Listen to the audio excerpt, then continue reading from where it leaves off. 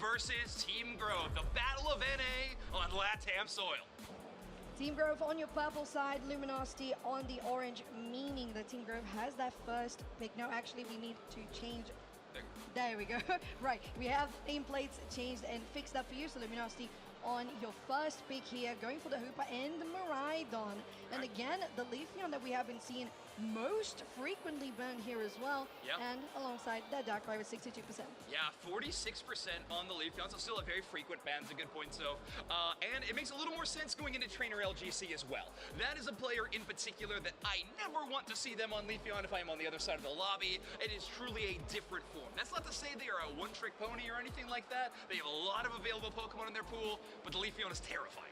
It is. But to be fair, I'm looking at this Ninetales right here for the side of Team Growth, and I just like it so much. I wouldn't say it's terrifying, but it's just very versatile right now. When you were pointing that out about Umbreon, excuse me, I would say that is the same case for Alola Ninetales now with Aurora Veil or going Avalanche for the two builds that you have possible. And in this case in particular, with the Slowbro, it's just so much hindrance. Yeah, it feels like a really anti-dive build so far. Slowbro, an amazing solo carry counter, and then Alola Ninetales is just a very good defensive attacker. One of the only few that I think has good anti-dive options available. So I like that counter moving in. On the other side though, I think Luminosity Gaming almost fronting with the dive composition at first, and then pivoting in their second build. So we have the Mimikyu, Umbreon, and Mew. They have the availability for Comfey still, but no longer. Team Growth is actually going to take that Pokemon away. Oh, so wow. if Overlord wants that pocket, they are not going to have it in the form of the Comfey this game. Oh, and the Greedents as well. Can you just picture how that's going to be? And sometimes we see the Greedent. It was once upon a time the one Pokemon you would think about when you're thinking about invade in the central area. We'll see how it's going to be the case in this one because we have double stacking here for this Greedent.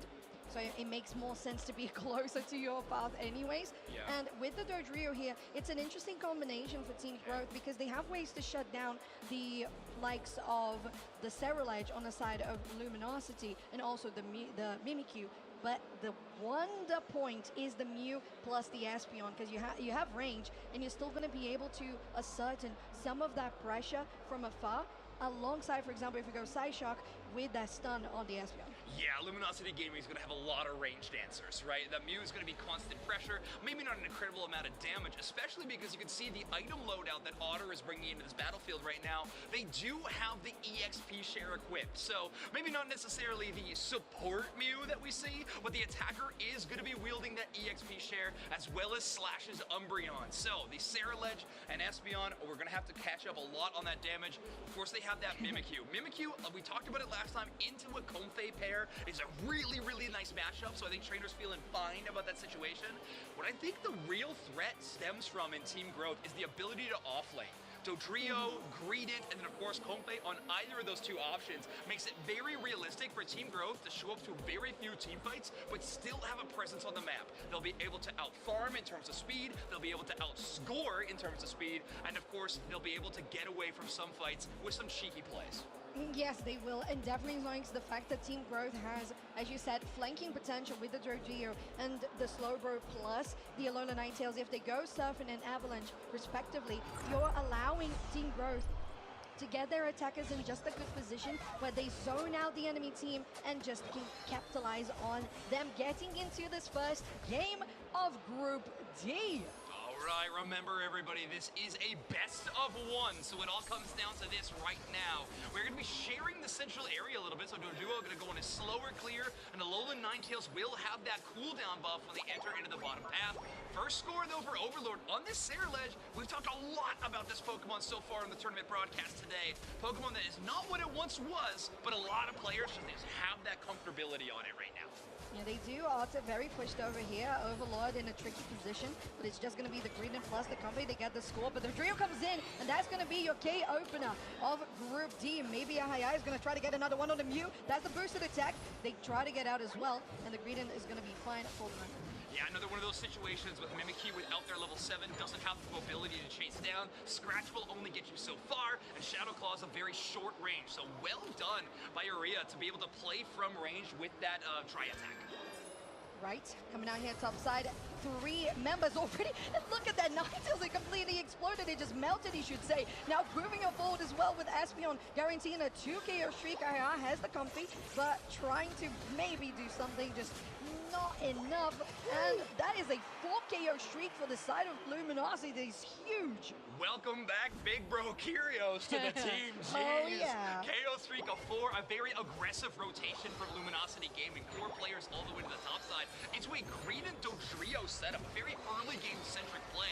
They're going to try to shut that down immediately. And so far, successful. Coaching Shield is onto the Sayer Ledge. Will allow them to get a little bit of space, but with that lifesteal not available, they are going Psycho Cut in this moment. So not a lot of survivability options unless they have Phantom Force, which they are not at that level yet.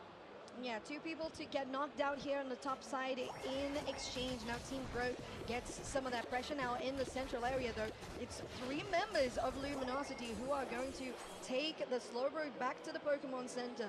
But that's, like you said it, top side, you kind of expected Team Growth to have that early game pressure, but they have so much mobility that when they come back, oh, they're going to get you. Yeah, that is really true. It feels like the team fighting pressure they'll have better in the early game, but then offlaning better in the later game. But now, Overlord's got their moves, and so does Trainer, but it's Kyrios gonna take the first KO. Overlord really wants his attack weight stacks, but they're gonna pay for it as Charles takes that KO. Trainer capitalizes, and they will get this dunk. Tier 1 goal zone broken, but Overlord 1 stack less. I don't know if you agree with me, Zoinks, but it felt like Team Growth, unfortunately, on that play in particular, they were kind of arriving in waves. Get there, get knocked out, get there, get knocked out. So you would trust always Luminosity to have their rotations on point with their timers. Yeah, I like the play from Brian Gunn on the Alone Knight. It's just a little too late. I think you're right. If they were there right on time, maybe they were able to stop that attack. But that rotation, now they're going to try it a second time. On the bottom side, it's only Slashcan currently attacking their goal zones. The rest of the team is picking up that Regice. Yes, they are. Now moving out here for, as you said, the objective. They guarantee it, but might be paying for this one on the side of Luminosity. They're still going to withstand some damage, but Otter now. Oh, the triple jumble comes through, and that's huge with the avalanche as well to follow it up. But it doesn't matter. You have the Cerulege to back up the damage, and Overlord is not even caring about how you feel. And Team Growth now gets that bot lane kind of obliterated. And this is this new Luminosity Gaming roster that everybody's been talking about. The dynamic damage duo of Trainer and Overlord. I mean, hyper carries of their teams respectively come together to play this season. You have the Mimikyu, who absolutely shuts down that Dodrio Comfey, and then Overlord just walks over the rest of the backline with their Unite move. A really cool split fight where they don't need too much support to make it happen. Luminosity Gaming absolutely crushing it right now. They got a Regia like you walking. They do. It's a dangerous shadow scene That to go on. It was so dangerous. Now with the rest of Luminosity here to back it up, some damage comes through as well. But if you can defend it, it's going to be huge for the side of Team Growth. Now with the Mystical Mirage, getting the defense and the invisibility for Luminosity, they basically just tear it out apart. Regieleki collapses as well, and Tier 2 is gone. Oh, poor Charles on that Comfey going, I'm going to try to defend the goal zone, but please, let me try to do something. It is both defenseless and poor Comfey in a 1v5 situation is not exactly optimal. Good news with Team Growth, they still have this Tier 1, but Luminosity Gaming does not want that to last for long. A fact that will soon, I'm sure, disappear. Slashcan will escape. Good coverage by Otter with that Mew boosted auto. Dodrio, even with that Comfey pocket, does have to respect that damage. Unfortunately, on this, though, Drio has been having a hard time trying to connect these flanks and getting the access to the backline. And you would think that their team would be better to deny access to backline, but just the raw damage that comes through on Luminosity, and especially this rotation that they have here right now, taking the basement Reggie, going for Tier 1 as well. That's the Mimikyu, and Trainer is feeling very much comfortable. Yeah, we left that early game window that we were talking about for Team Growth's composition. Now, since they don't have the lead into this midpoint of the game, Luminosity Gaming's composition on paper is incredibly well poised. Not to mention, these players have been in this position for quite some time. It is a really impressive play from LG at the moment. Now, we have Ego trying to make a run for it into the tall grass. They got the belt, trying to shut down Kyrios. There's the Unite move. They're really going to try to capitalize as well. Mimikyu going to take a fight on the other side. Kyrios forced to Unite move, but they're gone. Oh, sudden, Team Growth's finding a way to put KOs on the board. That's 2 down as Greedy gets yet another. Slash kind of gonna make it all the way back to base, and it's Overlord and Slash. Father and son defending the goal zone.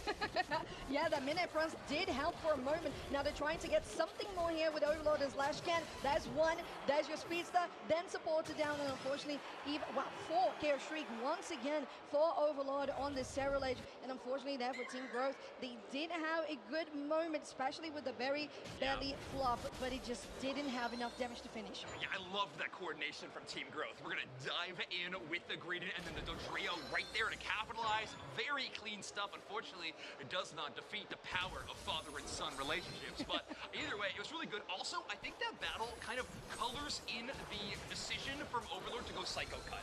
The Slowbro and Greedent at this stage of the game are so incredibly tanky and tough to cut through. With that defense shred that Serral is able to pull off with the Psycho Cut, it makes a lot more sense. Also, we got a bit of a back gap. 50 points going in for Overlord right now. They don't care about this Reggie LAIC. They want that basement objective. Yes, they do. 381 to Luminosity versus 106 to Team Growth. So you understand that maybe they want to get that priority on trying to get some goals into before the 30 seconds for Rayquaza. Luminosity knows just how much powerful the basement Reggies are going into the final stretch. Now here in the central area, very big composition here of Team Growth going, but they're not going to commit to anything at this point, Alex. Yeah, I'm really curious if they want to try to make that back cap happen. That's a telekinesis that does lock down the Mimikyu. Disguise going to help train her out a little bit, but they make it out. And now Dodrio with that back attack. Yeah, the triple trample just came in, but it's not a great time for you to use that. You got 15 seconds, and then Overlord, another one, very, very flop. Unfortunately here, you cannot delay your welcome into the Pokemon Center any longer. And now Luminosity is feeling very much on the spot to take Rayquaza's Zoinks. Yeah, I mean, I can't really disagree with the Greedy decision. Every single member of their team was already down. You gotta try to stay up for Rayquaza, but unfortunately that won't be the case. Luminosity Gaming gonna take that Rayquaza fight, basically 5 versus 1, and that will be an easy objective secure for them. LG is back. Oh yes, they are back, and Team Growth, what a very tough matchup to have for your first one in Group D. 581 points is just how much Luminosity has scored so far. So we have a little bit of a taste on how the former champions are going to be performing here at LAIC Zoinks. Yeah, really cool stuff from a lot of the players in terms of their move selection, but I want to hone in a little bit more on the Overlord Serral Edge pick, one that we were really questioning if it would see much play or what it would look like in the first place. I think the first case a lot of people went to was the energy amplifier. That Serral Edge Unite move is one of the strongest part of its kits. Usually you want to build all the way into it, but Overlord, comfortable with the stacking and anti-heal options in terms of held items, and is very, very confident in their ability to outplay and not need that extra self-sustain from Bitterflame. Oh yeah, basically just trusting their basic abilities anyway, because they know that when they use the Revenant brand, it's going to be just the right time. Team Growth with just a little bit of saving grace and breathing air right now to go into their central area, but 40 seconds to go, and there's just too much to overcome in the score front.